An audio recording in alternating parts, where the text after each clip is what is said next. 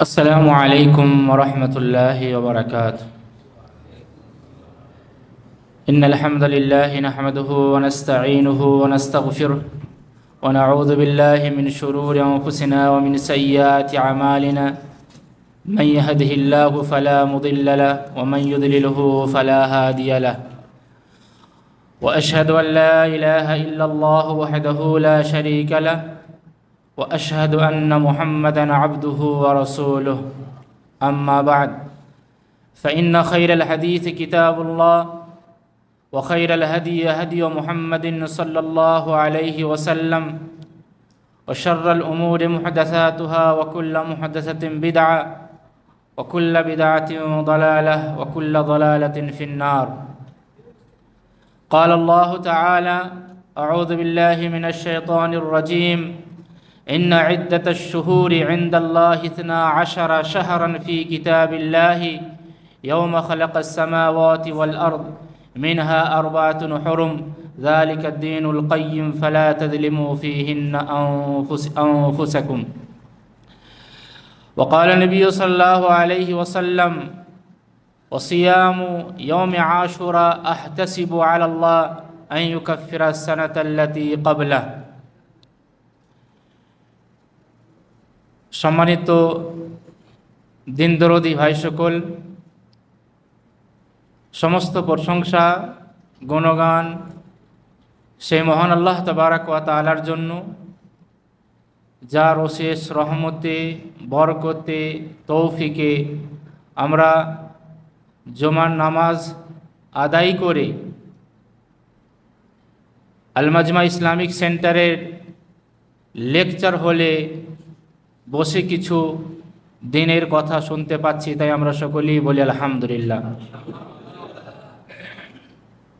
তারপর আমাদের ধর্মের নবীকুল শিরোমণি মুহাম্মদুর রাসূলুল্লাহ সাল্লাল্লাহু আলাইহি ওয়াসাল্লামের ওপর শত কোটি শান্তির ধারা রহমত ও সালাম বর্ষিত হোক। আল্লাহুম্মা সাল্লি আলাইহি আল্লাহুম্মা বারিক আলাইহি। সম্মানিত দিনী ভাই সকল, আজকে যে বিষয় নিয়ে সামান্য কিছু আপনাদেরকে শোনাবো, বিষয়টি হচ্ছে মুহররম মাসের করণীয় ও বর্জনীয়। এতে আপনার মুহররম মাসের ফজিলত থাকবে এবং আশুরার দিন আমাদেরকে কি করতে হবে এবং এই মাসকে বা এই আশুরার দিনকে কেন্দ্র করে আমাদের দেশগুলোতে কি হয়। তার আগে একটা কথা বলি যে যখনই রাসূল করিম সাল্লাল্লাহু আলাইহি সাল্লামের নাম শুনবেন তো সাল্লাল্লাহু আলাইহি সাল্লাম বলবেন।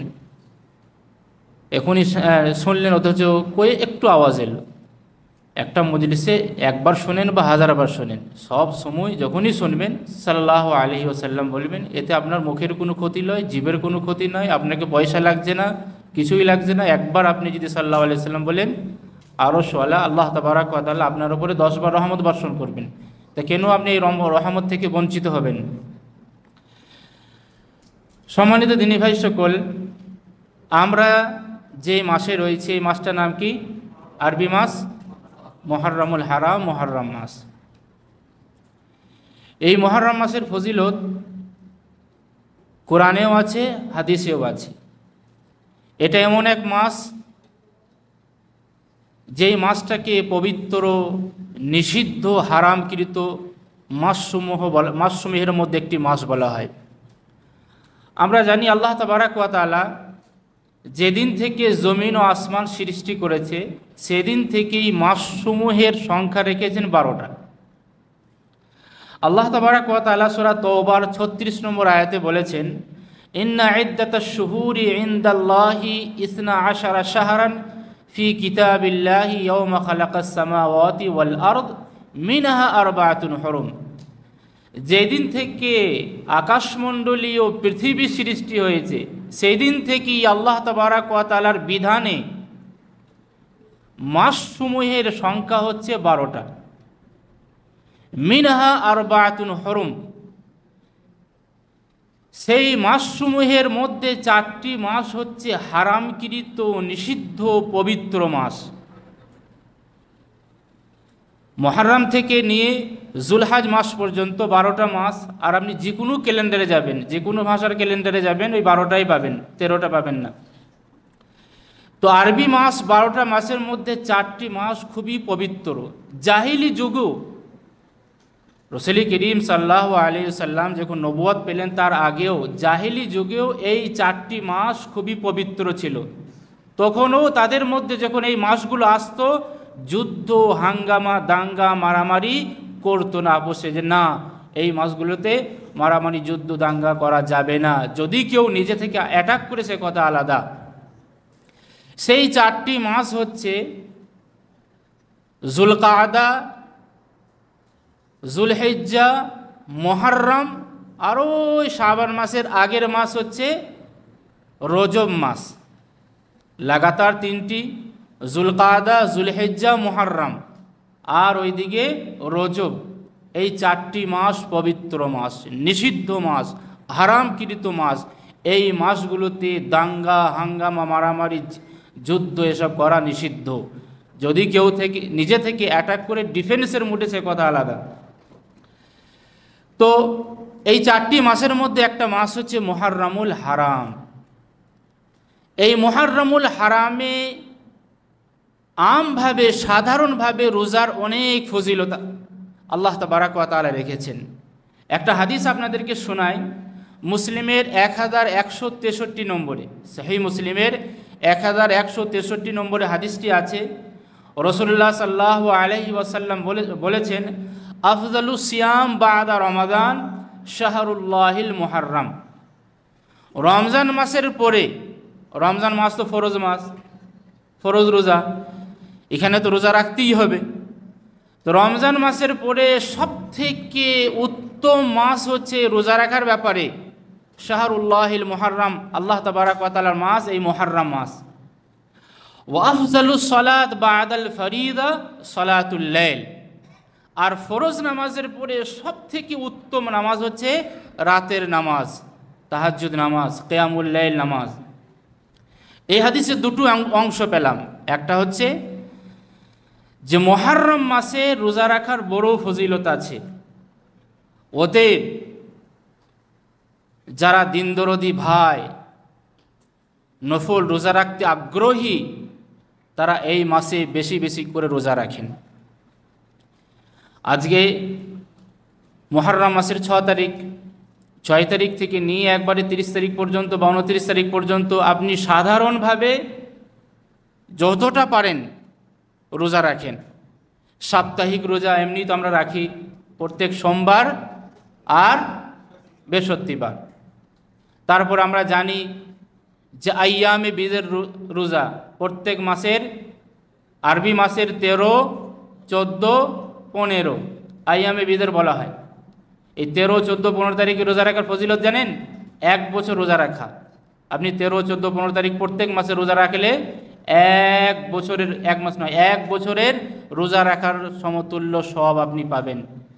এমনি তো আপনার 10-12টা হয়েই যাবে। তারপরে আবার আশুরার রোজা আছে 10 তারিখ এবং 10 তারিখের আগের 9 তারিখ। এইভাবে আপনার 14-15টা হয়ে যাবে। এগুলোও যদি না পারেন, কমসে কম আশুরার রোজা আপনি রাখেন, তার ফজিলত কি এগুলো বলা হবে। তো সম্মানিত দিনী ভাই সকল, মুহররম মাসে আপনি বেশি করে রোজা রাখেন।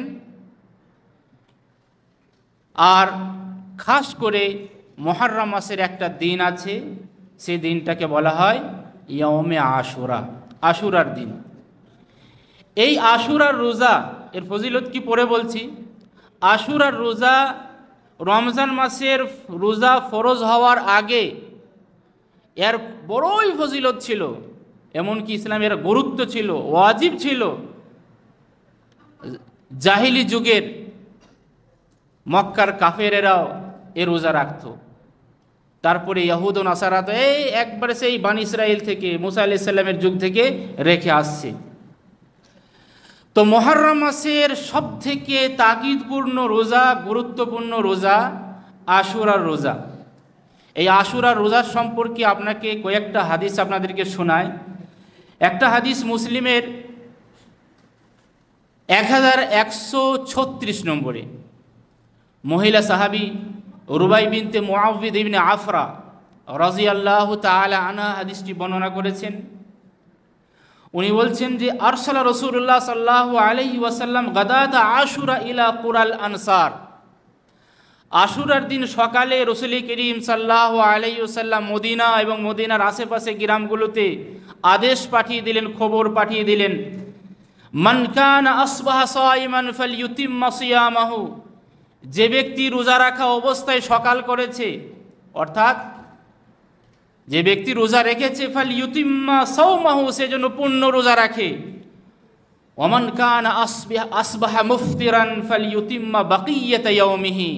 আর যে ব্যক্তি রোজা রাখা অবস্থায় সকাল করে নাই, কিছু খেয়ে নিয়েছে, তারা আর যেন না খায়, বরং একবারে বাকি দিনটা রোজা অবস্থায় না খেয়ে রাখে। এই কথাটা শোনার পরে মহিলা সাহাবী বলছেন যে ফাকানা বা'দা যালিকা নাসুমুহু, এরপরে আমরা এই রোজাকে রাখতাম, আশুরা রোজাকে রাখতাম। ওয়া নুসাইয়িমু সিবয়ানানা সিগারা, আর আমাদের ছোট ছোট বাচ্চাদেরকেও এই আশুরা রোজা রাখাতাম। ওয়া নাযহাবু ইলাল মসজিদ, আর মসজিদে এই ছোট ছোট বাচ্চাদেরকে নিয়ে যেতাম। ফানাজআলু লাহুমুল লু'বা মিনাল ইহিন, এবং তুলোর খেলনা তাদেরকে আমরা দিতাম। ফাইদা বাকা আহাদুহুম আলা তাআম আতাইনাহা, আর যখন তারা ভোকে কান্নাকাটি করতো ছোট বাচ্চারা, তখন ওই তুলোর খেলনা তাদেরকে দিতাম। ইনদাল ইফতার, যতক্ষণ পর্যন্ত ইফতারের সময় না হয়ে যেত আমরা নিজেরাও রাখতাম, বাচ্চাদেরকেও রাখাতাম। এটা ছিল আশুরার রোজা রাখার গুরুত্ব। তারপরে দেখেন আর একটা হাদিস শোনায়, মা আয়েশা রাদিয়াল্লাহু তাআলা আনহা থেকে বর্ণিত, সহিহ মুসলিমের 1125 নম্বরে আছে। মা আয়েশা রাদিয়াল্লাহু তাআলা আনহা বলছেন যে কানাত কুরাইশুন তাসুমু আশুরা ফিল জাহিলিয়া, জাহিলি যুগে মক্কার কুরাইশরা ওই আশুরার রোজা রাখতো। ওয়াকানা রাসূলুল্লাহ সাল্লাল্লাহু আলাইহি সাল্লাম ইয়াসুমুহু, রাসূলুল্লাহ সাল্লাল্লাহু আলাইহি সাল্লাম তাদের সাথেও এই আশুরা রোজা রাখতেন। তারপরে ফালাম্মা হাজারা ইলাল মদিনা, রাসূল করিম সাল্লাল্লাহু আলাইহি ওয়াসাল্লাম যখন মদিনায় হিজরত করলেন, মদিনায় গেলেন, সামাহু, নিজে রাখলেন, ও আমারা বিসিয়ামিহি, রোজা রাখার আদেশও দিলেন যে এই রোজা সবাই রাখো। ফালাম্মা ফুরিদা শাহরু রমাদান, যখন রমজান মাসে রোজা ফরজ হলো, রাসূল করিম সাল্লাল্লাহু আলাইহি ওয়াসাল্লাম বললেন, মান শাআ সামাহু ওয়া মান শাআ তারাকাহু, যে ব্যক্তি চায় এই আশুরা রোজা রাখবে, আর যে ব্যক্তি চাইবে সে রাখবে না। তার গুরুত্বটা একটু কম হয়ে গেল যখন রমজান মাসে রোজা ফরজ হলো। তার মানে বুঝলাম রমজান মাসে রোজা ফরজ হওয়ার আগে এর গুরুত্ব ছিল অনেক। সম্মানিত দিনী ভাই সকল, আশুরা রোজা এমন এক রোজা ইসলামেও আছে, জাহিলি যুগের মক্কার কাফেরারাও রেখেছে, এবং যুগ যুগ ধরে ইহুদ ও নাসারারাও রেখে আসছে। ইহুদ ও নাসারা রেখে আসছে কিভাবে আমরা জানব? একটা হাদিস আপনাদেরকে শোনাই।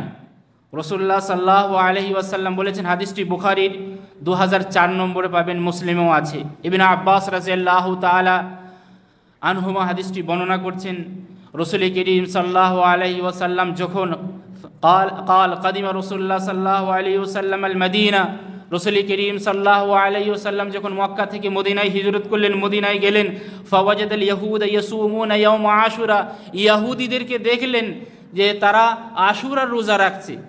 ইহুদিরাও আহলে কিতাব, নাসারারাও আহলে কিতাব, তারা কিতাবওয়ালা, তো তারাও রোজা রাখছে।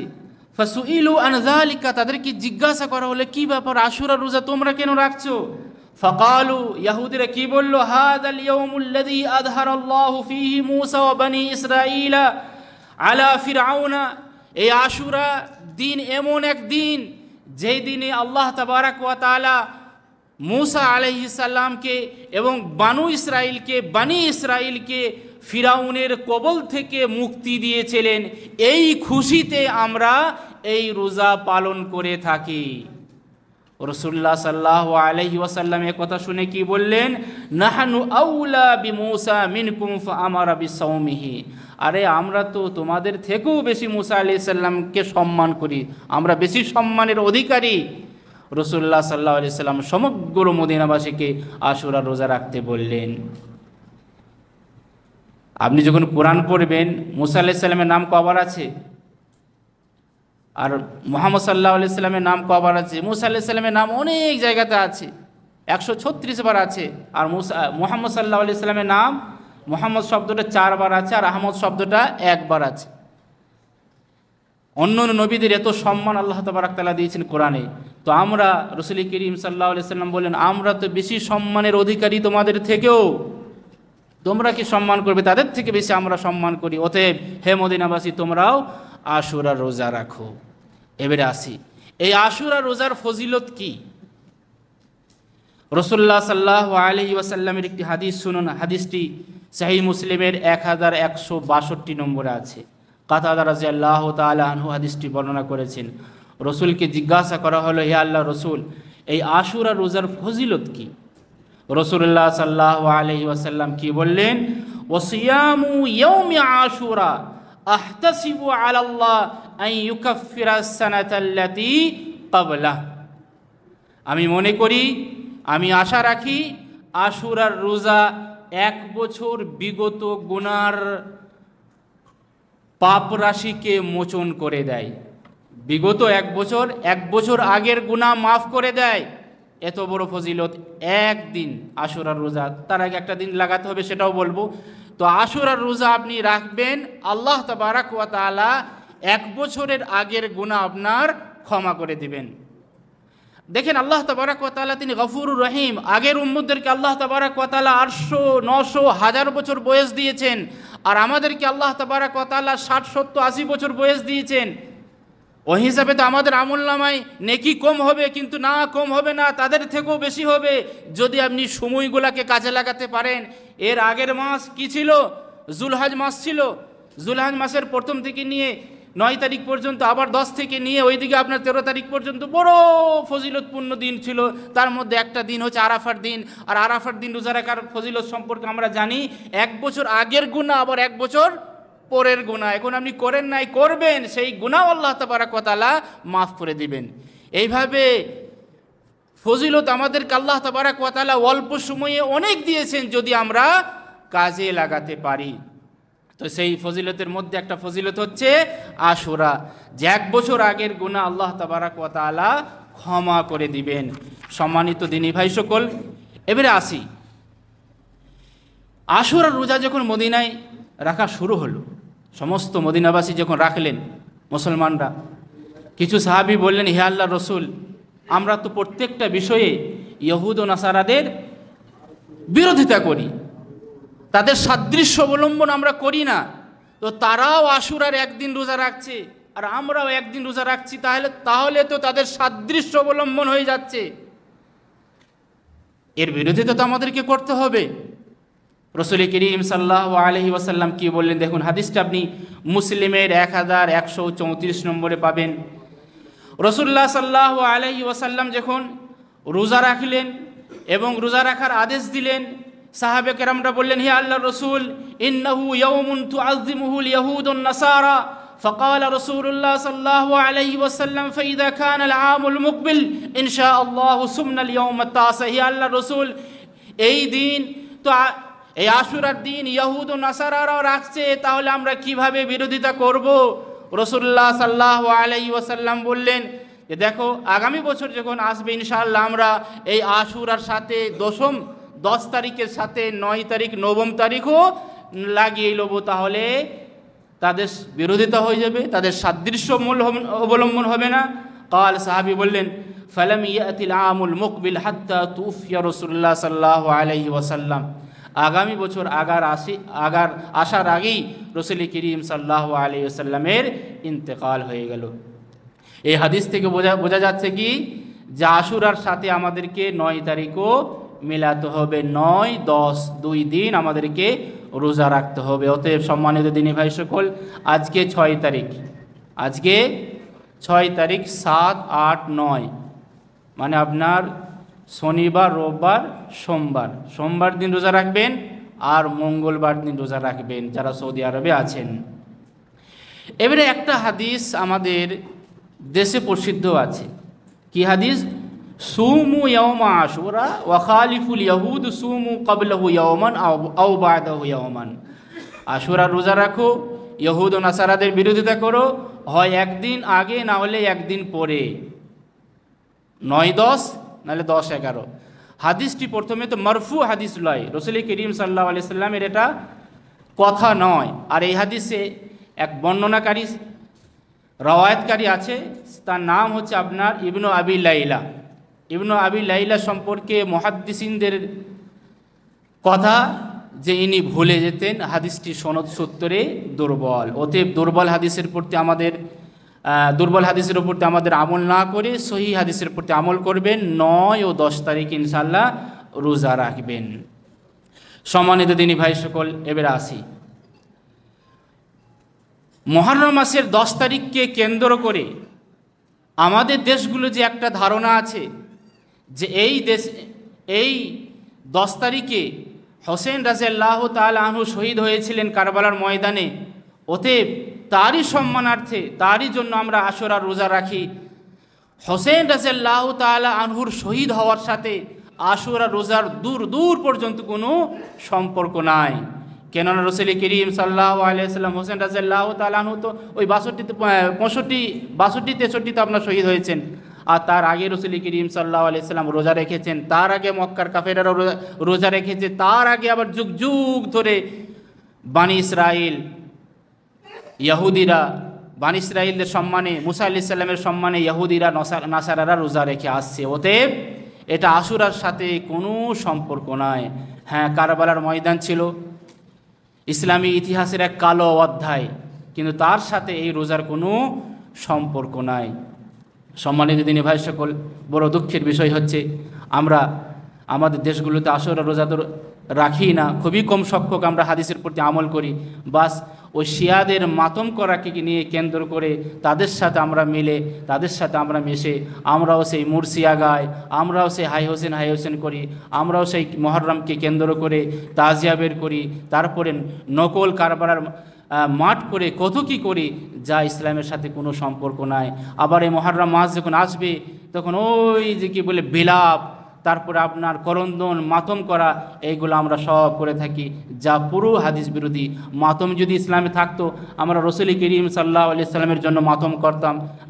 যখন রসুল করিম সাল্লাল্লাহু আলাইহি ওয়াসাল্লামের ইন্তেকাল হলো তখন ওমর রাদিয়াল্লাহু তাআলা আনহু বুঝতে পারছিলেন না, তিনি তরবারি নিয়ে কথা বলছিলেন, যে বলবে নবী নাই, যে বলবে নবীর ইন্তেকাল হয়ে গেছে তার রেহাই নাই। আবু বকর রাদিয়াল্লাহু তাআলা আনহু এসে সাহাবে কেরামদেরকে বুঝালেন, আয়াত পড়লেন কোরআনের, যে নবী এসেছে তারই গত হয়ে গেছে, সবারই ইন্তেকাল হয়ে গেছে, মুহাম্মদ রাসূলুল্লাহ সাল্লাল্লাহু আলাইহি সাল্লামের ইন্তেকাল হয়ে গেছে, অতএব এখানে মাতম করার কিছু নেই। তখন ওমর রাদিয়াল্লাহু তাআলা আনহু বুঝতে পারলেন, মাতম করা যদি ইসলামে থাকতো, মৃত্যুবার্ষিকী পালন করা যদি ইসলামে থাকতো, আমরা তো ওমর রাদিয়াল্লাহু তাআলা আনহুর জন্য মাতম করতাম, ওসমান রাদিয়াল্লাহু তাআলা আনহুর জন্য মাতম করতাম, আলী রাদিয়াল্লাহু তাআলা আনহুর জন্য মাতম করতাম। ওমর রাদিয়াল্লাহু তাআলা আনহুকে নামাজ পড়া অবস্থায় শহীদ করা হয়েছে। ওসমান রাদিয়াল্লাহু তাআলা আনহুকে কীভাবে শহীদ করা হয়েছে, তাদেরকে আটক করে গৃহবন্দী করে 40 দিনের পরে তাকে হত্যা করা হয়েছে, শহীদ করা হয়েছে। ইসলামে যদি মাতম করা থাকতো আমরা এদেরও তো মাতম করতাম, কিন্তু না, ইসলামে আপনার মাতম করা, বিলাপ করা, কোনো কান্নাকাটি করা কোনোটাই জায়েজ নয়। আপনাকে একটা হাদিস শোনাই, মুসলিমের 67 নম্বর হাদিস। রাসূলুল্লাহ সাল্লাল্লাহু আলাইহি ওয়াসাল্লাম বলেছেন, ইসনাতানি ফিন নাস হুমা বিহি কুফরুন আত-তা'নু ফিন নাসাব ওয়ান নিয়াহাতু আলাল মাইয়িত। মানুষের মাঝে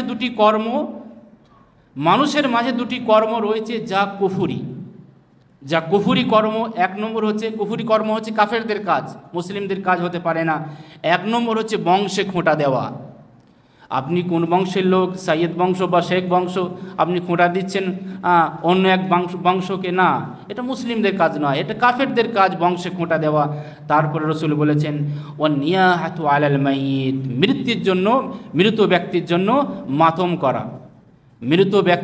মাতম করা, এটা হচ্ছে কাফেরদের কাজ, কুফরি। এটা আমাদের দেখবেন মানুষ যখন মারা যায়, আল্লাহু আকবার, কীভাবে কান্নাকাটি করা হয়, সেই লাশকে সামনে রেখে কীভাবে কান্নাকাটি করা হয়, যে কোনো কান্নাতে আপনার চোখ দিয়ে পানি আসবে না, হাসি আসবে। আর এইগুলো বেশিরভাগ মহিলাদের হয়। দেখবেন মহিলারা, আমাদের দেশগুলো কি হয়, কেউ মারা গেছে, দূর দূর থেকে মহিলারা চলে আসবে, পুরুষরা যাবে না যে আমি কাজে ব্যস্ত আছি, বাস বিয়ানকে পাঠিয়ে দিবে, তাহইকে পাঠিয়ে দিবে, তারপর স্ত্রীকে পাঠিয়ে দিবে, স্ত্রীর মাকে পাঠিয়ে দিবে, তার 14 গোষ্ঠীকে পাঠিয়ে দিবে, আর সারা রাস্তা হাসতে হাসতে হাসতে আসবে, গল্প গুজব করতে করতে আসবে। যখন গ্রামে ঢুকবে, গ্রামের কাছে ঢুকবে, তখন এবারে কান্নাকাটি শুরু হলো।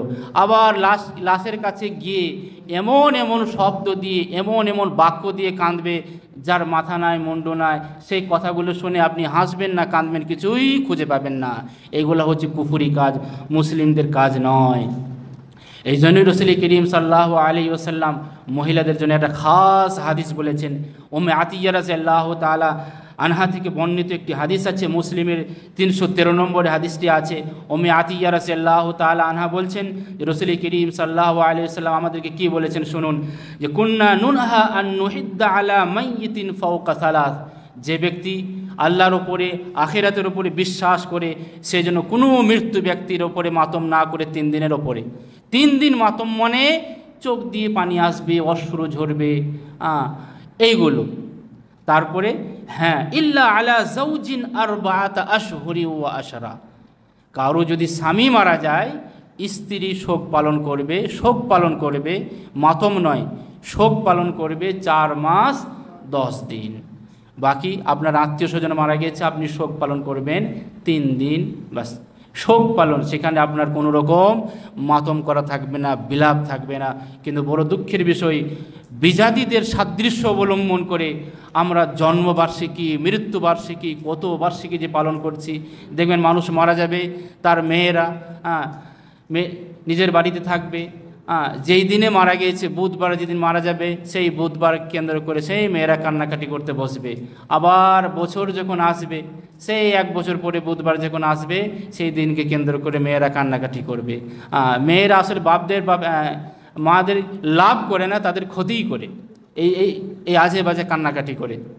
অতএব এই ধরনের কান্নাকাটি যদি কোনো বাড়িতে হয়, নিষেধ করবেন যে আসলে তোমরা মৃত্যু ব্যক্তির ক্ষতি করছো, লাশের ক্ষতি করছো, তার উপকার করছো না। সম্মানিত দিনী ভাই সকল, অতএব এই আশুরাকে কেন্দ্র করে যা কিছু আমাদের দেশে হয় সব ইসলাম বিরোধী। তারপরে দেখবেন আশুরাকে কেন্দ্র করে শিয়া সম্প্রদায়েরা বা তাদের টাচে, তাদের সম্পর্কে যারা থাকে, তারা দেখবেন একবারে মুআবিয়া রাদিয়াল্লাহু তাআলা আনহুকে এবং মুআবিয়া রাদিয়াল্লাহু তাআলা আনহুর ছেলে ইবনে মুআবিয়া আপনার ইয়াজিদকে কেন্দ্র করে একবারে গালাগালি, তারপর অশুভ কথা একবার করে থাকে, যা একবারে ইসলাম বিরোধী কাজ। আপনি কোনো ব্যক্তিকে গালি দিতে পারবেন না যদি আপনি বাস্তবে মুসলমান হন। কেন রাসূল করিম সাল্লাল্লাহু আলাইহি ওয়াসাল্লাম বলেছেন, লা তাসুব্বুল আমওয়াত ফাইন্নাহুম কাদ আফযাউ ইলা মা কাদ্দামু। আরে যে মারা গেছে সে তার আমল নিয়ে চলে গেছে, তাকে কোনোদিন গালি দিও না। সে যদি ভালো করে থাকে, আল্লাহ তাবারাক ওয়া তাআলা তাকে তার ভালোর বদলা দিবে, আর যদি খারাপ করে থাকে, খারাপের বদল আল্লাহ তাবারাক ওয়া তাআলা দিবে। আপনি কি যে সুখ সুমুদে গালি দিবেন, কাফের বলবেন? আর আমরা জানি আপনি যদি কাউকে কাফের বলেন আর সে যদি কাফের না হয়, সেই শব্দটা ঘুরতে ঘুরতে ঘুরতে আপনার কাছেই আসবে, আপনার ওপরই বর্তাবে।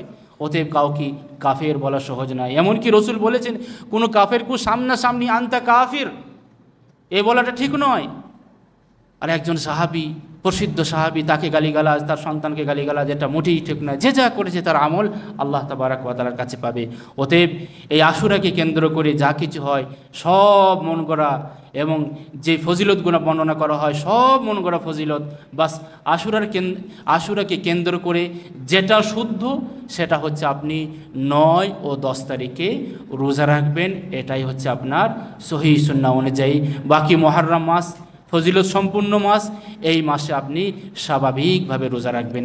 আল্লাহ তাবারাক ওয়া তাআলার কাছে দোয়া করি, আল্লাহ তুমি আমাদেরকে এই মুহররম মাস, ফজিলত সম্পূর্ণ মাস, এই মাসে বেশি বেশি করে রোজা রাখার তৌফিক দাও, এবং সামনে যে আশুরা রোজা রাখছে সেই আশুরা রোজা আমরা রাখতে পারি সেই তৌফিক দাও। 9 ও 10 তারিখে আমরা রোজা রাখতে পারি সেই তৌফিক তুমি আমাদেরকে দাও। ওয়া আখিরু দাওয়ানা আনিল হামদুলিল্লাহি রাব্বিল আলামিন। আসসালামু আলাইকুম ওয়া রাহমাতুল্লাহি ওয়া বারাকাতুহু। সকলকে অসংখ্য ধন্যবাদ ভিডিওটি দেখার জন্য। সকলেই ভিডিওটি দেখবেন, শেয়ার করবেন, এবং যেটা আমাদের দাওয়াতি চ্যানেল দাওয়া আল মাজমা, এই চ্যানেলটিকে সবাই বেশি বেশি করে সাবস্ক্রাইব করবেন, যাতে করে আমাদের সমস্ত ভিডিও যা কিছু আমরা রেকর্ডিং করব, আপলোড করব, আপনাদের কাছে যাতে করে তাড়াতাড়ি পৌঁছে যায়।